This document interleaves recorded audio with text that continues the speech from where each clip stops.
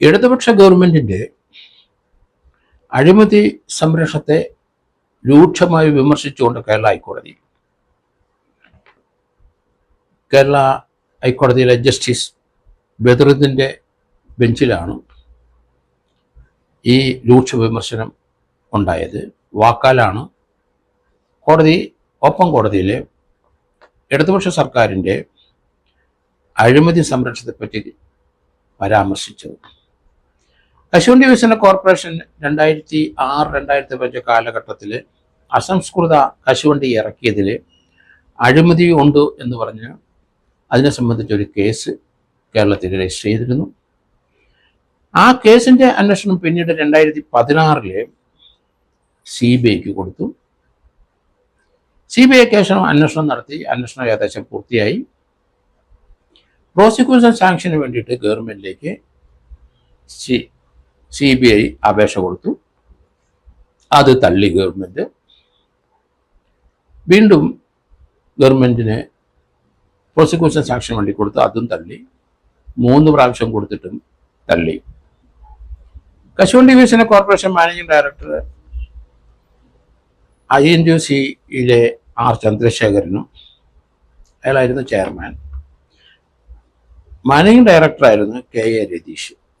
ചെയർമാനാണ് R ചന്ദ്രശേഖരൻ. അയാൾ INTUC നേതാവാണ്. രണ്ടുപേർക്കും എതിരായിട്ടാണ് CBI കേസ് അന്വേഷണം നടത്തി. അന്വേഷണം പൂർത്തിയാക്കി പ്രോസിക്യൂഷൻ സാങ്ഷന് വേണ്ടിയിട്ട് ഗവൺമെൻറ്റിലേക്ക് അപേക്ഷ കൊടുത്തത്.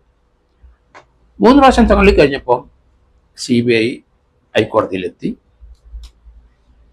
അതുമായിട്ട് ബന്ധപ്പെട്ട ഒരു ഉപഹർജി കൊല്ലം സ്വദേശി കടകംപള്ളി മനോജ് എന്നയാളും കൊടുത്തിരുന്നു. ആ ഉപഹർജിയിലാണ് സിംഗിൾ ബെഞ്ചിൻ്റെ ഇപ്പോഴത്തെ പരാമർശം വന്നത്.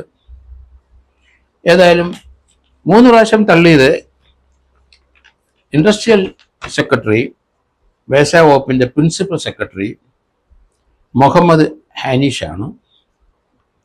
അദ്ദേഹത്തിനെതിരായിട്ട് ആണ് ആക്ഷേപം. അദ്ദേഹത്തിനോട് കോടതിയലക്ഷ്യ നടപടികൾക്ക് തുടരാനുള്ള ഉപഹർജി വന്നിട്ടുണ്ട്. അദ്ദേഹത്തിനെതിരായിട്ട് നടപടി ഉണ്ടാവും. അദ്ദേഹം സത്യവാങ്മൂലം ഫയൽ ചെയ്യാൻ ആവശ്യപ്പെട്ടിട്ടുണ്ട്. സർക്കാർ അനുമതി ചോദിച്ച് ഫോം കൊടുത്തില്ലാത്തതുകൊണ്ട് അഴിമതി സർക്കാർ സംരക്ഷിക്കുന്നു എന്ന ഒരു ധ്വനിയോടെയായിരുന്നു കോടതിയുടെ പരാമർശം. CBI കേരള ഹൈക്കോടതിനെ ഇപ്പോൾ സമീപിച്ചിരിക്കുന്നതിൻ്റെ അടിസ്ഥാനത്തിൽ കോട്ടലക്ഷ്യത്തിനായിട്ടാണ് വ്യവസായ വകുപ്പ് പ്രിൻസിപ്പൽ സെക്രട്ടറിക്ക് കോടതി സമൻസ് അയച്ചിരിക്കുന്നത്.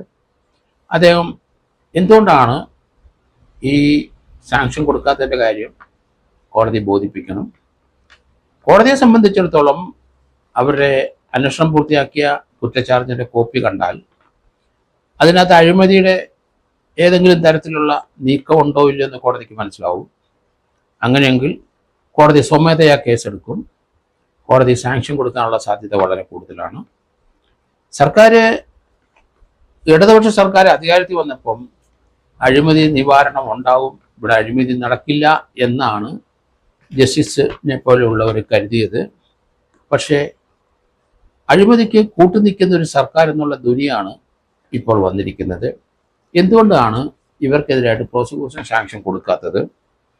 അന്വേഷണത്തിലെ കശുവണ്ടി വികസന കോർപ്പറേഷൻ 2015, 2006, 2015 9 വർഷത്തെ കാലത്ത് ഇമ്പോർട്ട് ചെയ്ത ആ അസംസ്കൃത വസ്തു കശുവണ്ടി, അതിനകത്ത് കമ്മീഷൻ അടിച്ചു. അതിനകത്ത് ധാരാളം പണം അവർ കൈക്കലാക്കി. അത് ഇറക്കുമതി ചെയ്തതും ഇവിടെ കശുവണ്ടി വികസനം വാങ്ങിയതും തമ്മിൽ വില വ്യത്യാസമുണ്ട്. അങ്ങനെ കോടിക്കണക്കിന് രൂപയുടെ അഴിമതി നടത്തി അതിൻ്റെ കശുവണ്ടി വികസന മുൻ ചെയർമാൻ INTUC നേതാവ് ചന്ദ്രശേഖരും മാനേജിംഗ് ഡയറക്ടർ രതീഷും നടത്തിയെന്നുള്ളതാണ് CBIയുടെ കണ്ടെത്തൽ. അതുകൊണ്ട് പ്രോസിക്യൂഷൻ സാങ്ഷൻ വേണം. അത് സർക്കാർ കൊടുക്കുന്നില്ല. 2 പ്രാവശ്യം അപ്രോച്ച് ചെയ്തിട്ട് കൊടുത്തിട്ടില്ല. ഇനിയിപ്പോൾ അത് പരിശോധിച്ചിട്ട് അഴിമതി നടന്നു എന്ന് കോടതിക്ക് ബോധ്യമായാൽ കോടതിക്ക് പ്രോസിക്യൂഷൻ സാങ്ഷൻ കൊടുക്കാൻ സാധിക്കും എന്നാണ് ഞാൻ കരുതുന്നത്. കോടതി ആ രീതിയിലേക്ക് കാര്യങ്ങൾ നീങ്ങും. ഏതായാലും പ്രിൻസിപ്പൽ സെക്രട്ടറി ഇൻഡസ്ട്രീസിൻ്റെ അദ്ദേഹത്തിന്റെ സത്യവാങ്മൂലം കൂടെ കേട്ട ശേഷം കോടതി തീരുമാനമെടുക്കും എന്നാണ് ഞാൻ കരുതുന്നത്.